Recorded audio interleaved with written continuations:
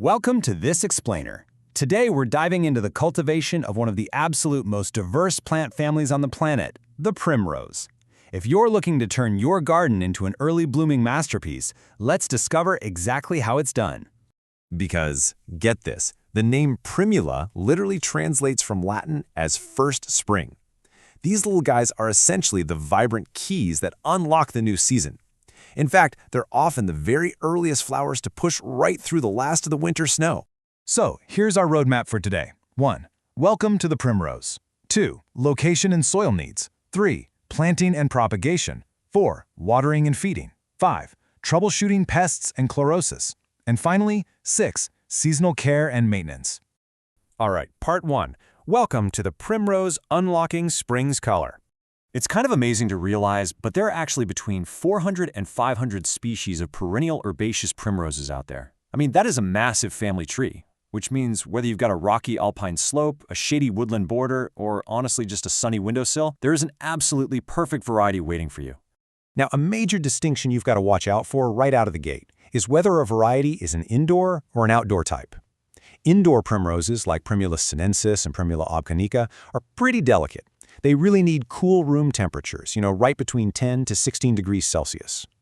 But our outdoor varieties, like the classic Primula vulgaris or the beautiful Primula frondosa, well, those are incredibly cold-resistant stars that actually prefer the shifting temperatures of the great outdoors. Moving on to Section 2, Location and Soil Needs, Setting the Stage. It's honestly fascinating how highly specific each species' soil pH and habitat requirements can be. For example, the rare Primula diorum needs highly acidic soil, kind of akin to an alpine bog, but then you have Primula frondosa, which thrives on alkaline, moist rocks. Meanwhile, the common garden primrose, Primula vulgaris, just wants a neutral pH typical of forest edges, and Primula denticulata absolutely loves neutral, humus-rich alpine zones. The takeaway here? Matching the species to the soil is an absolute must. But regardless of the specific pH, most garden primroses do share some universal rules for ideal placement. They thrive in semi-shade locations with scattered light, and they really want rich, light soil that just feels alive. Most importantly, they demand excellent drainage. Stagnant water and waterlogging are pretty much the primary killers of these beautiful plants. The roots simply need to breathe. All right, Section 3, Planting and Propagation, Growing from Seed. Okay, if you've grown other plants from seed before, this next part might actually surprise you. You surface sow these incredibly tiny seeds on moist peat, and you do not cover them with soil. Primrose seeds are highly photosensitive. They literally require light to germinate. Then, they need a 20 to 25-day trip to the refrigerator to mimic a harsh winter before you finally move them to a warm spot to trigger the sprout. Once they do sprout and form exactly 2 true leaves, it's time to act. You'll want to prick out the seedlings into individual pots or a larger tray, making sure to space them 4 by 4 centimeters apart. And listen, this careful spacing is basically non-negotiable. It's totally necessary for proper airflow and allowing that root system to develop real strength before the big move outside. Next up, Section 4, Watering and Feeding, Fueling the Growth. When you're finally transplanting them to their permanent home, respecting their adult size ensures optimal airflow. Small species need about 10 to 15 centimeters. Medium hybrids need 15 to 25 centimeters. And those large globe-flowered species like Primula denticulata, they need a full 30 by 30 centimeter grid to prevent their leaves from aggressively overlapping, which really goes a long way toward disease prevention.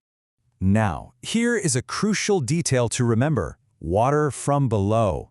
Wetting the leaf rosette or the central crown of the plant, especially on those indoor varieties like Primula sinensis, can rapidly lead to fatal root and crown rot. So always aim your watering can directly at the base of the plant. As for feeding, you want to keep the soil evenly moist, right? But definitely never soggy. And since primroses are surprisingly sensitive to high salt concentrations in the soil, you're going to want to skip the heavy feeding. Instead, just use moderate doses of bloom-specific or iron-containing fertilizers, maybe 1 to 2 times a month. Light but regular feeding is the proven key to massive, continuous blooms. Which brings us to Section 5, Troubleshooting Pests and Chlorosis, Defending Your Garden. This actually brings up a really common question that can cause a ton of panic for beginner gardeners. Why are my leaves turning yellow? Well, once we understand what's happening beneath the soil, it's actually highly treatable. We're usually looking at something called chlorosis. Basically, that's just the yellowing of plant leaves caused by a lack of chlorophyll. It's not actually a disease itself, but rather your plant's dashboard warning light flashing to signal a nutrient deficiency, a drainage issue, or a pest attack. Using data from the Royal Horticultural Society, we can essentially play detective based on the location of that yellowing. If the young, new leaves are turning yellow first, it's likely an iron deficiency. But if the older, outer leaves are yellowing, well, that points to a manganese or magnesium deficiency. And if it's accompanied by wilting, check for waterlogged soil or look under the leaves for sap-sucking pests like aphids. Diagnosis is really all about observation here. Another major threat you've got to watch out for is gray mold, or botrytis. This shows up as spreading brown spots covered in a fuzzy gray mold, and it absolutely thrives in humid, poorly ventilated conditions, which is exactly why those earlier spacing rules matter so much. Improving airflow, avoiding overwatering, and using appropriate fungicides early on are definitely your best defenses against this destructive mold. Finally, Section 6, Seasonal Care and Maintenance, Year-Round Health. If you want to make those gorgeous spring blooms last as long as possible, the trick is simple but incredibly effective: deadheading. By regularly snipping off dead and fading flowers, you literally stop the plant from putting its energy into seed production. Instead, you force it to push out brand new flowers.